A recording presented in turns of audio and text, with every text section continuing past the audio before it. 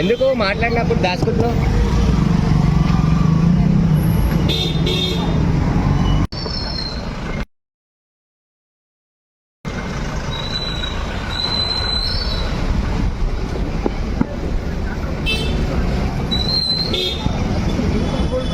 ఎందుకు మాట్లాడినప్పుడు దాచుకుంటున్నావు? పేరు ప్రణీత్. గత 2 రోజులుగా మీ కంట్రోల్ లేకుండా నా ఫేస్ మీ టైమ్ లైన్స్ లో మీ ఫీడ్స్ లో చూస్తూ ఉండొచ్చు.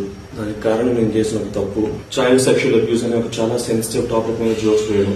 I want make it clear, child abusing అని పీడోఫిలియా కానీ నార్మలైజ్ చేయడం అనేది ఎప్పుడూ నా ఉద్దేశం కాదు. అందులో మేము ఏదైతే రీల్ కి రియాక్ట్ అవుతూ మా స్టేట్మెంట్స్ వేసామో అదొక real cute father daughter relationship అనుకుంటున్నాను. But it was originally meant to be dark comedy based reel. ఆ సెటప్ ని బేస్ చేసుకుని మేము వేసిన జోక్స్ ని people are wrongly projecting it as మేము ఒక రియల్ ఫాదర్ డాటర్ రిలేషన్షిప్ ఇట్లా సెక్షువలైజ్ చేసామని.